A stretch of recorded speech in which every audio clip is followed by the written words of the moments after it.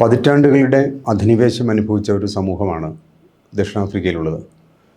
1910 May 31 ബ്രിട്ടനിൽ നിന്നും ദക്ഷിണാഫ്രിക്ക മോചിതമായത്. ഈ അധിനിവേശകാലത്ത് ദക്ഷിണാഫ്രിക്കൻ സമൂഹം അനുഭവിച്ച പലതരത്തിലുള്ള കറുത്ത ദിനങ്ങൾ നമ്മൾ ചരിത്ര പുസ്തകങ്ങളിൽ വായിച്ചിട്ടുണ്ട്. ബ്രിട്ടീഷുകാർ ദക്ഷിണാഫ്രിക്ക ഭരിക്കുന്ന കാലത്ത് അവർ ഉണ്ടാക്കിയ പാഠ്യപദ്ധതിയാണ് ദക്ഷിണാഫ്രിക്കയിലെ കുട്ടികൾ പഠിച്ചിരുന്നത്. ആ സമയത്ത് ശാസ്ത്ര സാങ്കേതിക വിഷയങ്ങളും അല്ലെങ്കിൽ അതുപോലുള്ള ഏറ്റവും ആധുനികമായ വിഷയങ്ങൾ പഠിക്കുന്നതിൽ നിന്ന് ദക്ഷിണാഫ്രിക്കൻ വിദ്യാർത്ഥികളെ ബ്രിട്ടീഷുകാർ മനഃപൂർവ്വം ഒഴിവാക്കി നിർത്തി. ഏറ്റവും രസകരമായ ഒരു സംഭവം എന്ന് പറഞ്ഞാൽ, ഈ കണക്ക് പാഠ്യപദ്ധതിയിൽ വളരെ കാലത്തേക്ക് ബ്രിട്ടീഷുകാർ ഉൾപ്പെടുത്തിയിരുന്നില്ല. തദ്ദേശീയരായ കുട്ടികൾ പഠിക്കുന്നതിൽ കണക്ക് ഒഴിവാക്കിയിരുന്നു. അതിൻ്റെ കാരണം, ഈ കണക്ക് പഠിച്ചാലാണ് ഹരണവും ഗുണനവും കൂട്ടാനും കുറയ്ക്കാനും ഒക്കെ പഠിച്ചാൽ ദക്ഷിണാഫ്രിക്കൻ സമൂഹം പതുക്കെ അവർ കണക്ക് മനസ്സിലാക്കുകയും അവർ പലതരത്തിലുള്ള കണക്കുകൾ ചോദിക്കാൻ തുടങ്ങുകയും ചെയ്യും എന്ന് ദീർഘദർശികളായ ബ്രിട്ടീഷുകാർക്ക് മനസ്സിലായി. അതുകൊണ്ട് തന്നെ പാഠ്യപദ്ധതിയിൽ നിന്നും പൂർണ്ണമായും കണക്ക് ഒഴിവാക്കിയിരുന്നു. ഇത് ശരിക്കും പറഞ്ഞു കഴിഞ്ഞാൽ എത്രമാത്രം മുൻകരുതലോടെ ആണ് ഒരു രാജ്യത്ത് ബ്രിട്ടൻ എപ്പോഴും അവരുടെ കാര്യങ്ങൾ നടപ്പിലാകാൻ വേണ്ടിയുള്ള സാഹചര്യം ഒരുക്കിയതെന്ന് നമുക്ക് മനസ്സിലാവും. പലപ്പോഴും ഏറ്റവും പുതിയ കാലത്തെ അഭിമുഖീകരിക്കാൻ ആ ദേശത്തുള്ള ജനങ്ങൾ ഒരിക്കലും സജ്ജമാകാതിരിക്കാനുള്ള വളരെ ആസൂത്രിതമായ നീക്കങ്ങളാണ് ബ്രിട്ടീഷുകാർ ദക്ഷിണാഫ്രിക്കയിൽ നടപ്പിലാക്കി വന്നത്. പക്ഷേ പിന്നീട് അവർക്കതൊക്കെ മാറ്റേണ്ടി വന്നു. ഈ പറയുന്ന ദക്ഷിണാഫ്രിക്കയിലെ ജനങ്ങൾ ഈ പറയുന്ന തരത്തിലുള്ള വിദ്യാഭ്യാസം നേടുകയും അവർ കണക്ക് പറയാനും കണക്ക് ചോദിക്കാനും തുടങ്ങിയപ്പോഴാണ് ബ്രിട്ടീഷുകാർക്ക് ആ മണ്ണ് സുരക്ഷിതമല്ല എന്ന് മനസ്സിലായത്. ഈ ബ്ലൂ ഫൗണ്ടനിൽ നിന്ന് ഞങ്ങൾ രാത്രിയോടെയാണ് തിരിച്ച് ഫലബോർവയിലേക്ക് യാത്ര തുടങ്ങിയത്. ഈ യാത്ര ഒരു ഘട്ടത്തിലെത്തിയപ്പോൾ ഞങ്ങൾ വിശ്രമിക്കുന്നതിനായി ഒരു സ്ഥലത്ത് ഇറങ്ങി നിൽക്കുമ്പോൾ പെട്ടെന്ന് സന്ധ്യയായിട്ടുണ്ടാവും. അപ്പോൾ ആ സമയത്ത് പെട്ടെന്ന് 2 ചെറുപ്പക്കാർ ഞങ്ങളുടെ വാഹനത്തിന് നേരെ വളരെ വേഗത്തിൽ ഓടി വരുന്നത് കണ്ടു. പെട്ടെന്ന് തന്നെ അവരുടെ വരവിൻ്റെ ഒരു ഉദ്ദേശം എന്താണെന്ന് മനസ്സിലാകാത്തത് കൊണ്ട് വളരെ ദൂരെ നിന്ന് തന്നെ ഞങ്ങൾക്ക് കാണാൻ കഴിഞ്ഞു.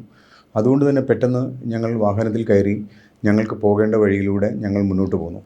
വളരെ കുറച്ച് ദൂരം എത്തിക്കഴിഞ്ഞപ്പോൾ ഞങ്ങൾ വാഹനമൊന്ന് സ്ലോ ചെയ്ത് നോക്കുമ്പോൾ ഈ പറയുന്ന ചെറുപ്പക്കാർ റോഡിലേക്ക് ഇറങ്ങി നിന്നിട്ട് അതുവഴി വന്ന പല വാഹനങ്ങൾക്കും കൈ കാണിക്കുന്നുണ്ട്. പക്ഷേ ഒരാളും ഈ വാഹനം നിർത്താൻ തയ്യാറായില്ല.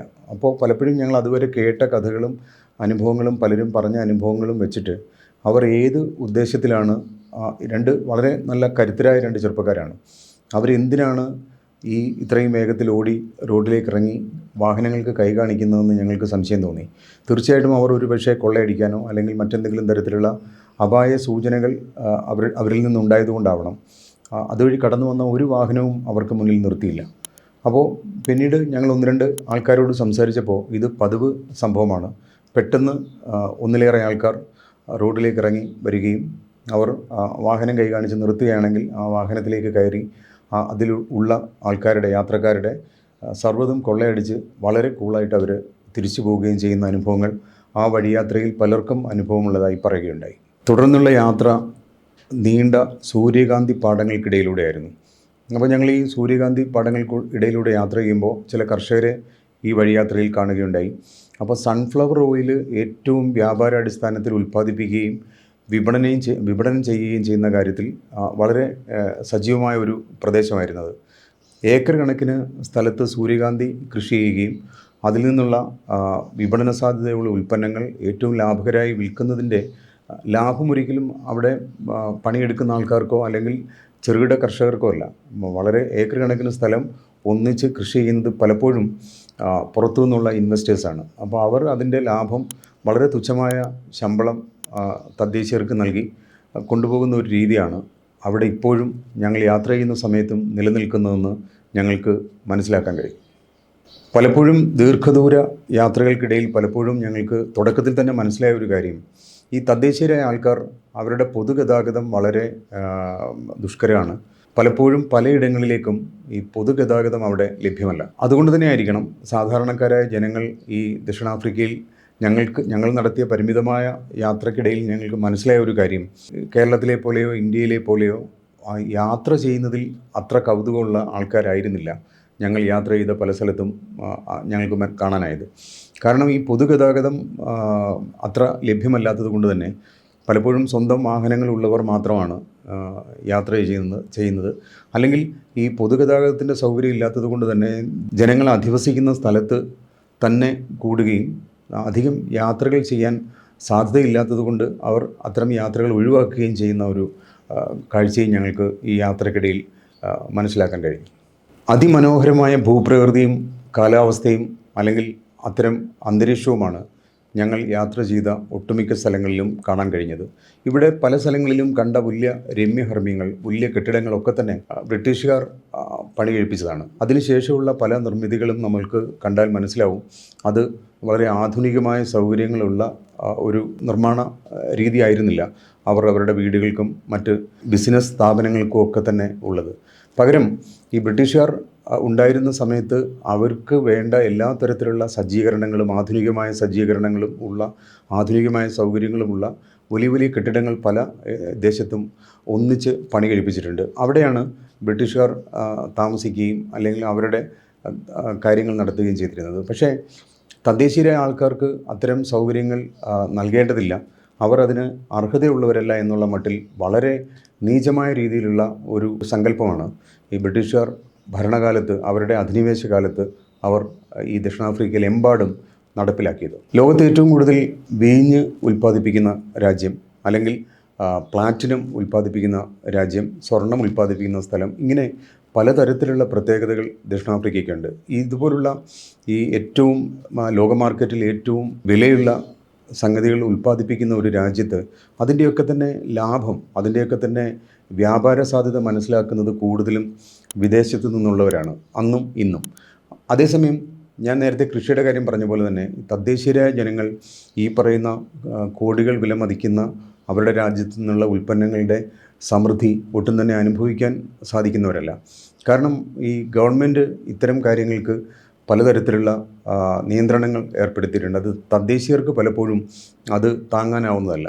അതേസമയം ഈ ഏറ്റവും കൂടുതൽ ഇൻവെസ്റ്റ് ചെയ്യാൻ സമ്പത്തുള്ള ആൾക്കാർ ഇൻവെസ്റ്റ് ചെയ്യുകയും അവരതിൻ്റെ അനുസരിച്ചുള്ള ലാഭം കൊണ്ടുപോവുകയും ചെയ്യുന്ന ഒരു കാഴ്ചയാണ്. ഈ പലതരത്തിലുള്ള സമൃദ്ധി അല്ലെങ്കിൽ ഈ രാജ്യത്തിൻ്റെ സ്വാഭാവികമായ സമൃദ്ധി അനുഭവിക്കാൻ പലപ്പോഴും ഈ തദ്ദേശീയരായ ആൾക്കാർക്ക് ഒരു രംഗത്തും കഴിയുന്നില്ല എന്നുള്ളതാണ് ഞങ്ങൾ യാത്ര ചെയ്യുന്ന സമയത്ത് ഞങ്ങൾക്ക് പലപ്പോഴും പലയിടത്തും മനസ്സിലാക്കാൻ കഴിഞ്ഞത്. അതിൻ്റെ ഒരു രോഷം ഏറ്റവും പുതിയ തലമുറയിലും സജീവമാണ്. അവർ പലപ്പോഴും ഈ പറയുന്ന സർക്കാരിൻ്റെ ഇതുപോലുള്ള നടപടികൾ അല്ലെങ്കിൽ ഇതുപോലുള്ള അവരുടെ ഫലസമ്പത്ത്, അവരുടെ ഫലഭൂയിഷ്ഠമായ കൃഷിയിടങ്ങളും അല്ലെങ്കിൽ അവരുടെ മറ്റു തരത്തിലുള്ള ഏറ്റവും വിലപിടിപ്പുള്ള പലതും അതുവഴി ലാഭമുണ്ടാക്കുന്നത് പുറത്തു നിന്നുള്ളവരാണെന്നുള്ള ഒരു രോഷം ജനങ്ങൾക്കിടയിലുണ്ട്. അത് പലപ്പോഴും അവരിൽ നിന്ന് ചില സമയത്ത് അണപൊട്ടി ഒഴുകാറുമുണ്ട്. അങ്ങനെയാണ് പലപ്പോഴും പല സ്ഥലത്തും വലിയ കൊള്ളയും അത് കൊലപാതകത്തിൽ വരെ എത്തുകയും ചെയ്യുന്നതെന്ന് ചിലർ പറയുകയുണ്ടായി. പക്ഷേ ഈ സർക്കാരിൻ്റെ പല നടപടികളുമാണ് തദ്ദേശീയർക്ക് പലപ്പോഴും വിനയാകുന്നത്. അവരൊരിക്കലും ജനങ്ങൾക്ക് വേണ്ടി ഭരിക്കുന്നതായിട്ടുള്ളൊരു തോന്നൽ ഈ ദക്ഷിണാഫ്രിക്കയിലെ ഞങ്ങൾ പോകുന്ന സമയത്ത് എംബക്കെയാണ് അവിടുത്തെ ഭരണാധികാരി. അപ്പോൾ നെൽസൺ മണ്ടേലയ്ക്ക് ശേഷം ഈ നെൽസൺ മണ്ടേലയുടെ രാഷ്ട്രീയ പാരമ്പര്യം പിന്തുടരുന്നു എന്ന് പറയുന്ന താബോ എംബക്കി, അദ്ദേഹം ഈ ജനങ്ങൾക്ക് വേണ്ടിയല്ല ഭരിക്കുന്നത്, പകരം സ്വജനപക്ഷപാതവും അഴിമതിയും ഇതൊക്കെ തന്നെയാണ് അദ്ദേഹത്തിൻ്റെ മുഖമുദ്ര. അതുകൊണ്ട് തന്നെ ഈ പറയുന്ന പോലെ ജനങ്ങൾ അവർക്ക് വേണ്ടിയിട്ടുള്ള ഒരു ഭരണകൂടമല്ല നിലനിൽക്കുന്നതെന്ന ഉറച്ച വിശ്വാസമുള്ളവരാണ്. അതിൻ്റെ രോഷം പലപ്പോഴും പല സ്ഥലങ്ങളിലും ജനങ്ങൾ പ്രകടിപ്പിക്കാറുണ്ടെന്നതും വാസ്തവമാണ്. 1994 വർണ്ണവിവേചനം അവസാനിച്ചു. ദക്ഷിണാഫ്രിക്ക സ്വതന്ത്രമായി എന്ന് പറയുമ്പോഴും അത്ര കാലവും തുടർന്നു വന്ന പലതരത്തിലുള്ള നിയമ നടപടികൾ ഒരു വലിയ തലമുറയെ മഹാഭൂരിപക്ഷം വരുന്ന സാധാരണക്കാരായ ദക്ഷിണാഫ്രിക്കൻ ജനതയെ മറ്റൊരു മാനസികാവസ്ഥയിൽ എത്തിച്ചു എന്നതും നമ്മൾ കാണാതിരുന്നുകൂടാ. കാരണം നെൽസൺ മണ്ടേലയുടെ നേതൃത്വത്തിലുള്ള സമരം, ദക്ഷിണാഫ്രിക്കൻ സ്വാതന്ത്ര്യ സമരം വിജയത്തിലെത്തിയെങ്കിലും അതിനുശേഷവും ജനങ്ങൾ ഈ പറയുന്ന ആധുനികമായ ഒരു കാലത്തെ അഭിമുഖീകരിക്കാനുള്ള മാനസികമായ അവസ്ഥ നേടിയിരുന്നില്ല എന്നുള്ളതാണ് സത്യം. ഈ പറയുന്ന വർണ്ണവിവേചന കാലത്ത് അവർ അനുഭവിച്ച പലതരത്തിലുള്ള പീഡാനുഭവങ്ങളുടെ ഓർമ്മകൾ, അല്ലെങ്കിൽ പീഡാനുഭവങ്ങളുടെ ഏറ്റവും അവരെ വേദനിപ്പിക്കുന്ന അനുഭവങ്ങൾ പലതും ഏറ്റവും പുതിയ തലമുറയും അവരുടെ പൂർവികർ അനുഭവിച്ച പല സംഭവങ്ങളെക്കുറിച്ചും രോഷാകുലരാണ്. പലരോടും ഞങ്ങൾ സംസാരിച്ചപ്പോൾ അവർ ഈ പറയുന്ന തരത്തിലുള്ള ഞങ്ങൾ യാത്ര ചെയ്യുന്ന സമയത്തുള്ള, ഞാൻ നേരത്തെ പറഞ്ഞു, താബു എംബക്കിയുടെ ഭരണത്തിൽ പോലും അവർ ജനങ്ങൾക്ക് വേണ്ടിയാണ് ഭരിക്കുന്നതെന്നുള്ള തോന്നൽ ഇല്ല എന്നുള്ള പ്രതികരണമാണ് പലരിൽ നിന്നും ഞങ്ങൾക്ക് കേൾക്കാനായത്. ദക്ഷിണാഫ്രിക്കൻ നാഷണൽ കോൺഗ്രസിൻ്റെ പല നിലപാടുകളും നെൽസൺ മണ്ടേലയുടെ കാലത്ത് അവർ മുന്നോട്ട് വെച്ച പല മുദ്രാവാക്യങ്ങളും ഈ ജനസമൂഹത്തിന് വേണ്ടി, ദക്ഷിണാഫ്രിക്കൻ ജനസമൂഹത്തിന് വേണ്ടി നിലനിൽക്കുമെന്നും അവരുടെ പുരോഗതിക്ക് വേണ്ടിയുള്ള രാഷ്ട്രീയ നിലപാടുകളായിരിക്കും സ്വീകരിക്കുക എന്നും നെൽസൺ മണ്ടേല തന്നെ ജനങ്ങളെ പല സമയങ്ങളിൽ അഭിസംബോധന ചെയ്ത് സംസാരിച്ചിട്ടുണ്ട്.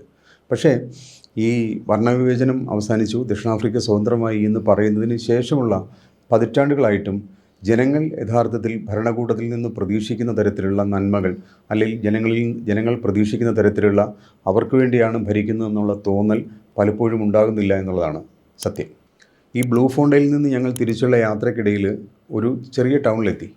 ഒരു റെസ്റ്റോറൻറ്റിൽ കയറി ഞങ്ങൾ ഇരിക്കുമ്പോൾ കാണുന്ന കാഴ്ച, നിരവധി സ്ത്രീകൾ വളരെ ആഹ്ലാദത്തോടുകൂടി കൂട്ടം കൂട്ടമായി വരികയും അവർ ഭക്ഷണം കഴിക്കുകയും പുകവലിക്കുകയും ഒക്കെ ചെയ്യുന്നുണ്ട്. അവർ വളരെ സ്വാതന്ത്ര്യത്തോടുകൂടി, അവർ യാതൊരു തരത്തിലുള്ള ഇൻഹിബിഷനും ഇല്ലാതെ അവർ വളരെ സന്തോഷത്തോടുകൂടി ആഹ്ലാദത്തോടുകൂടി കടന്നുപോയ കുറേ സ്ത്രീകളെ ഒന്നിച്ച് ഞങ്ങൾ കണ്ടു. അപ്പോൾ അവരെ ഞങ്ങൾ ശ്രദ്ധിച്ചപ്പോൾ മനസ്സിലാക്കിയത്, മിക്ക സ്ത്രീകളുടെയും കൂടെ 2, 3, 4 കുട്ടികളുണ്ട്. അവരുടെ ഒപ്പമൊന്നും പുരുഷന്മാരുണ്ടായിരുന്നില്ല. അത് ശരിക്കും പറഞ്ഞാൽ ദക്ഷിണാഫ്രിക്കയിലെ സാമൂഹിക അന്തരീക്ഷത്തിൽ ഇന്ന് ഈ ദക്ഷിണാഫ്രിക്കൻ സമൂഹം അനുഭവിക്കുന്ന ഏറ്റവും വലിയ ഒരു സംഘർഷത്തിൻ്റെ കാരണമാണ്. കാരണം കുടുംബ ബന്ധങ്ങളിലുള്ള ഉലച്ചിലുകൾ, അതുപോലെ തന്നെ വിവാഹമോചനം, അല്ലെങ്കിൽ ഈ പറയുന്ന അനാഥരായ കുട്ടികൾ, ഇതുപോലുള്ള നിരവധി വിഷയങ്ങൾ ദക്ഷിണാഫ്രിക്കൻ സാമൂഹിക അന്തരീക്ഷത്തിൽ ഇന്ന് വളരെ ഭീഷണിയായി നിലനിൽക്കുന്നുണ്ട്. കാരണം പലതരത്തിലുള്ള നീതി നിഷേധങ്ങളും സ്വാതന്ത്ര്യ നിഷേധങ്ങളും അനുഭവിച്ച കാലത്ത് സ്ത്രീകളുടെ ജീവിതം എന്തായിരുന്നു എന്ന് നമുക്ക് ഊഹിക്കാം. എന്നാൽ സ്വാതന്ത്ര്യത്തിന് ശേഷം ദക്ഷിണാഫ്രിക്കൻ സ്ത്രീകൾ അവരുടെ സ്വാതന്ത്ര്യം, അവരുടെ നിലപാടുകൾ, അവരുടെ ഇച്ഛാശക്തി ഇതൊക്കെ പ്രകടിപ്പിക്കുമ്പോൾ, അവർ വ്യക്തിത്വമുള്ളവരായി അവർ ജീവിക്കാൻ തീരുമാനിക്കുമ്പോൾ പലപ്പോഴും കുടുംബ ബന്ധങ്ങളിലുള്ള ശൈഥില്യം, അല്ലെങ്കിൽ നമ്മൾ പറയുന്ന തരത്തിലുള്ള പരമ്പരാഗതമായ കുടുംബ സങ്കല്പങ്ങൾ തകരുകയും അനാഥരായ കുട്ടികൾ പെരുകുകയും ചെയ്യുന്ന ഒരു അന്തരീക്ഷം ഇന്ന് ദക്ഷിണാഫ്രിക്കൻ സാമൂഹിക അന്തരീക്ഷത്തിലെ ഏറ്റവും വലിയ ഭീഷണിയായി നിലനിൽക്കുന്ന ഒരു കാര്യമാണ്. ഈ യാത്രക്കിടയിൽ പലപ്പോഴും ഇത്തരം സന്ദർഭങ്ങൾ പലപ്പോഴും ഞങ്ങൾക്ക് കാണാൻ കഴിഞ്ഞു. പലരോടും സംസാരിച്ചപ്പോൾ അവരത് അടിവരയിട്ട് പറയുകയും ചെയ്തു.